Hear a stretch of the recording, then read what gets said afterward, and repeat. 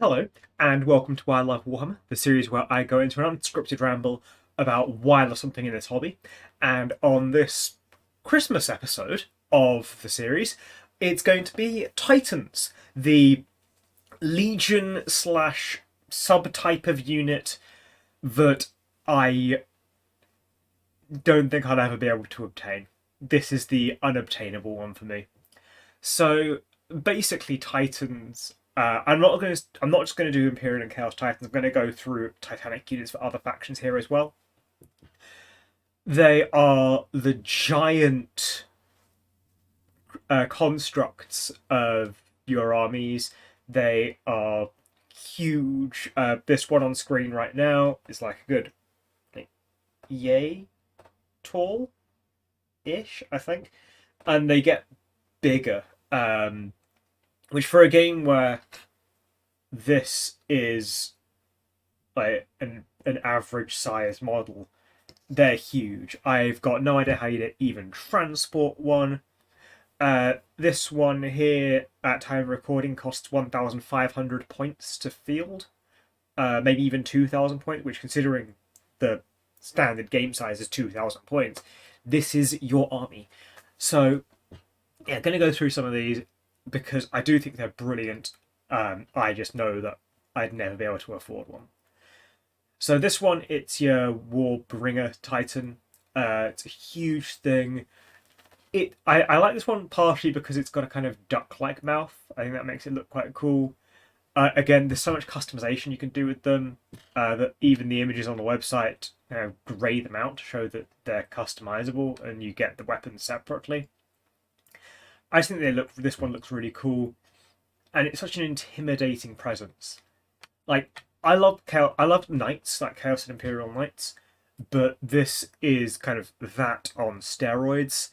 It's just a phenomenal beast, and again, if I could ever own one, it would be amazing. It would be the central point of my army because it's such an amazing. Imagine that power move, right? Like, imagine going to a tournament. You go down to Warhammer World in Nottingham or up to Warhammer World in Nottingham, depending on where you are geographically, and you are playing someone, and you bring out like a little Chaos Lord or a little Primaris Lieutenant, a small squad of a battle line unit, and then boom, you bring out the Titan. It would just be such an intimidation tactic. And yeah, your opponent's going to target it the entire freaking game, and it'll probably get tabled. You'll probably get tabled turn 2, maybe 3 because of all the focused firepower. But for that first couple of turns, oh, you would have such an amazing time watching your opponent turn white in the face from just seeing this thing in person. Glorious model. And this is the Chaos version of the same thing. Again, I've always been more of a Chaos person than an Imperial person, even though I own more Imperial armies than Chaos armies, but Chaos Space Marines, Night Lords, and Chaos Knights were my first and my kind of intended tournament armies respectively. So I don't know if it's fair to say I've got a Chaos bias, but I do think this model looks slightly more incredible than the other one. I just love the weathering and the patterns on them. I love the spikiness of them. Again, because of the angle of this model, it looks a bit shorter, but it's the same sculpt, and I just think it looks incredible. And again, the power move of putting this thing in play would be just a beautiful sight to behold. Okay, I think this one's the Warbringer Titan. I forget the name. This one looks far more spacey, like sci-fi to me. This looks like, imagine someone had read War of the Worlds and not understood what a tripod was. They could easily think that this is the thing from War of the Worlds. To the point where I genuinely think giving this thing a third leg and making it the War of the Worlds one would be quite a fun kit bash. But then having the confidence to kit bash a Titan is something. If I had the confidence to kit bash a Titan, I don't know where I'd be in life, because that is some unbridled cojones to be able to do that. And again, I think it's incredible. I love the different weapons you can give them. I love how sturdy they feel. Like I always make a distinction on this channel between what is believable and what is realistic. So a lot of the Chaos Knights, they're believable, but they don't feel realistic. It does feel like if they tried to run on those legs, they'd topple over. So they're believable in setting, but not really realistic. This one blurs the line. I feel like these legs are stocky enough and they look strong enough where I don't think this is a particularly top-heavy model.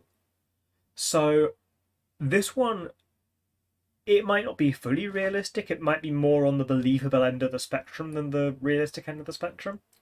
But it's closer to being realistic. And major props to it for that.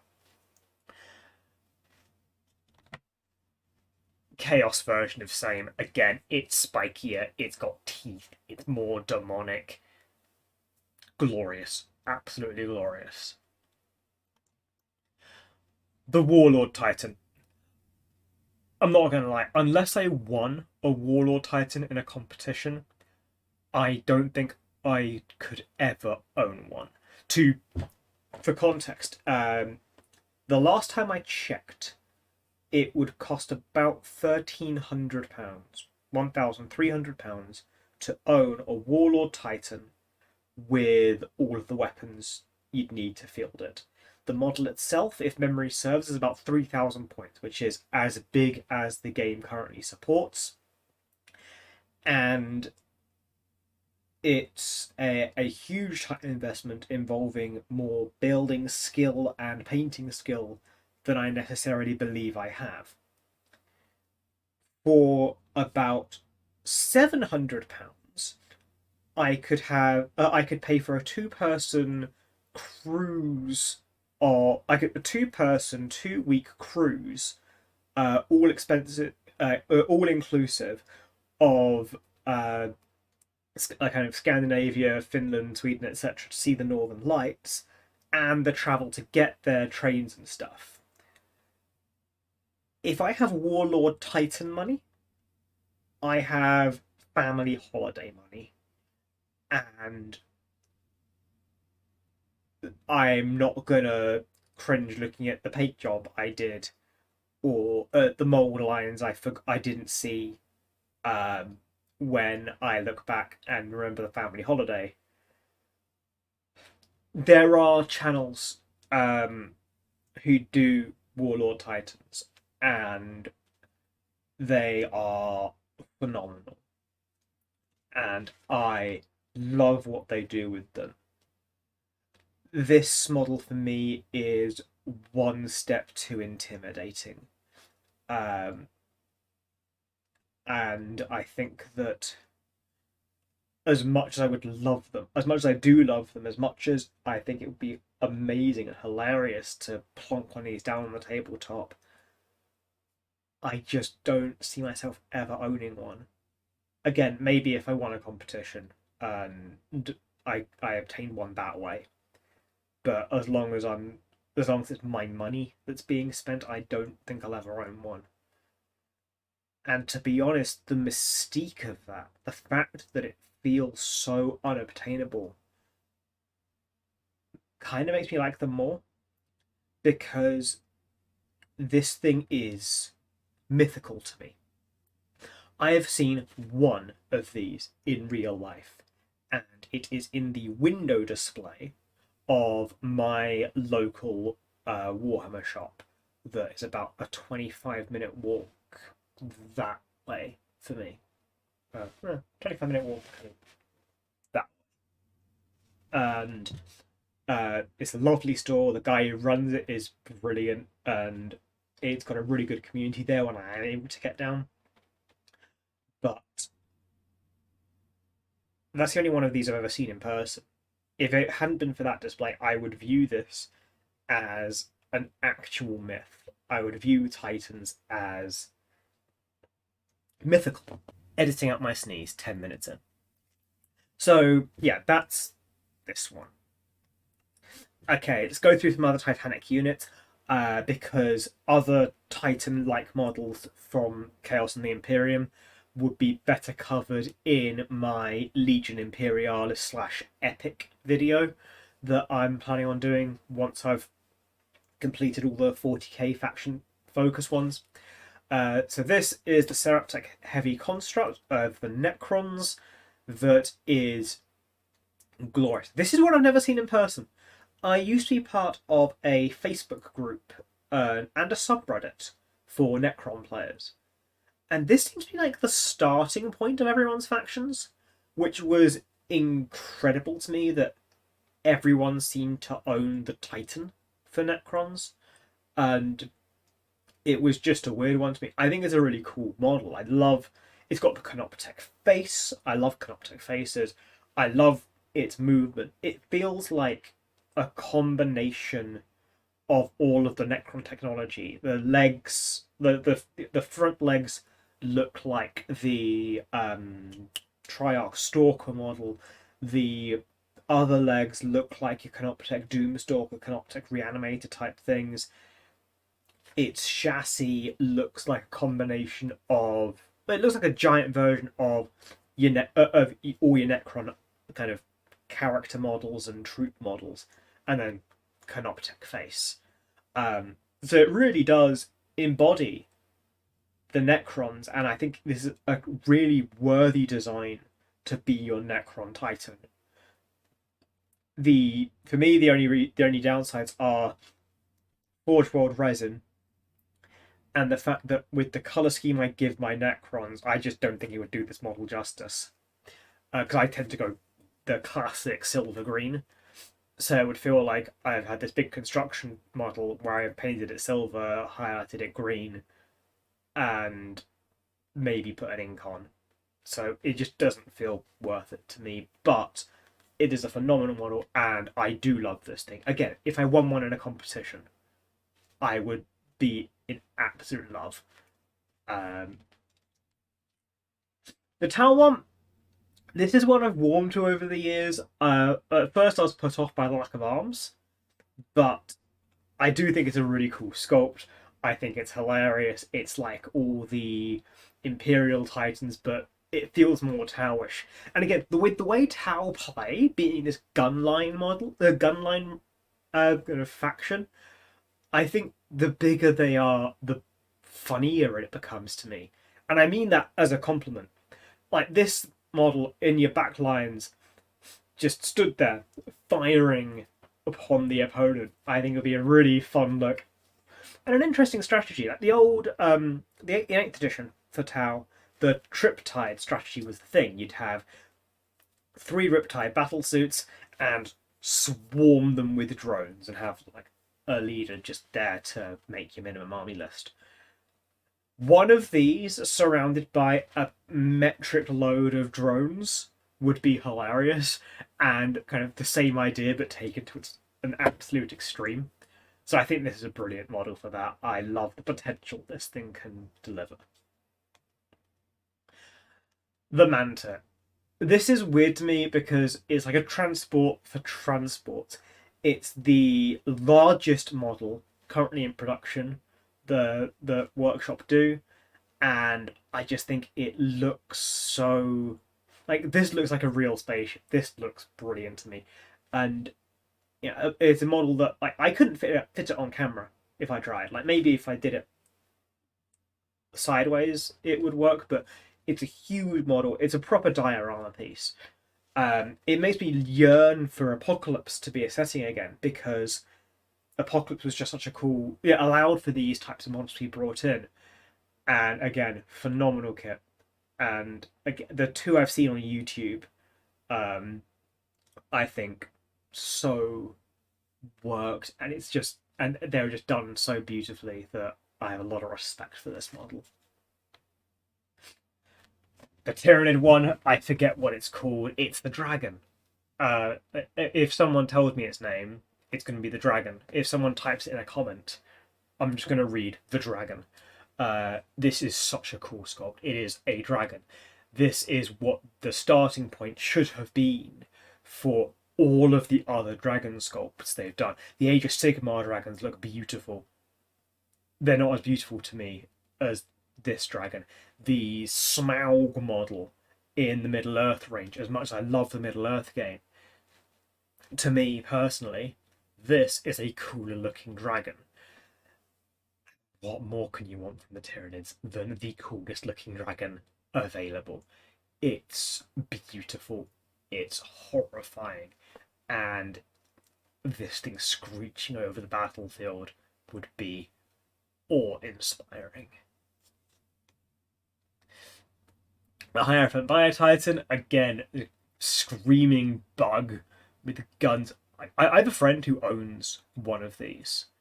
And yeah, they're big and they deserve to be apocalypse level threats. Look at this thing. This is like, this is what insects look like to people who are afraid of insects. That's my theory.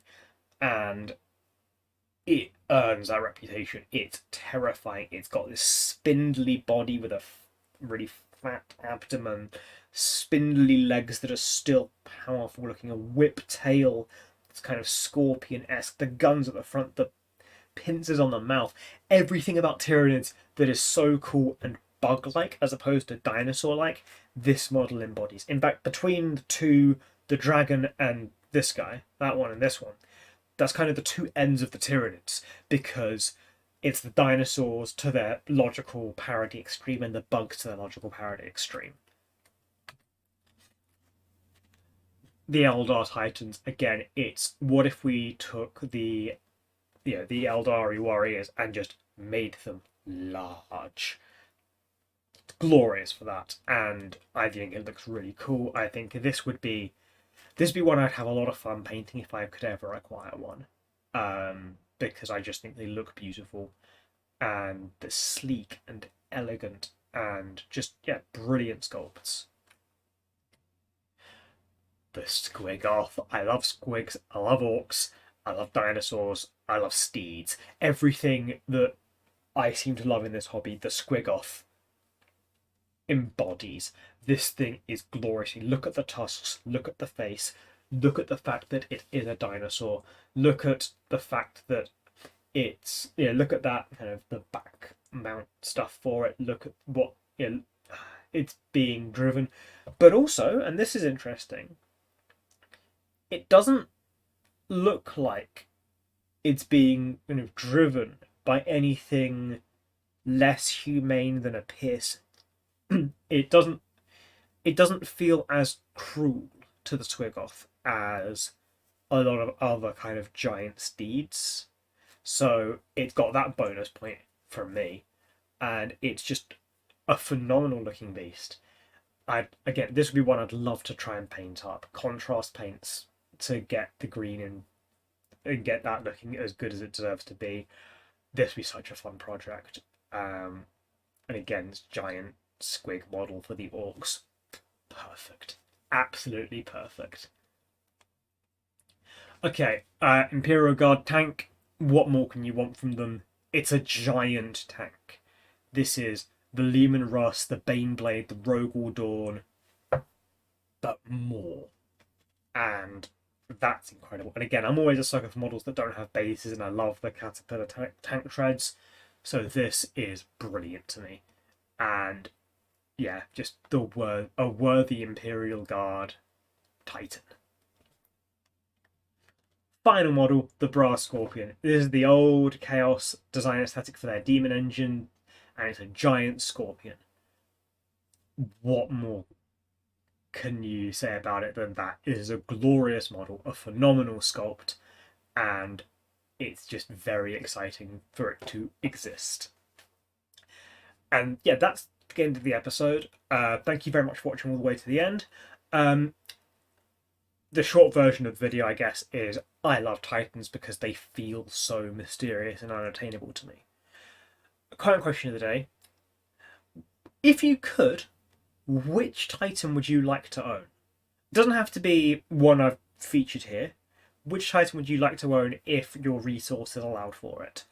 If you want to like this video, it'd be great. If you want to subscribe, really happy to have you aboard. If you want to, I've got a link to a Patreon in the description if you wanted to support me there. And until next time, Warhammer fans, have a good day.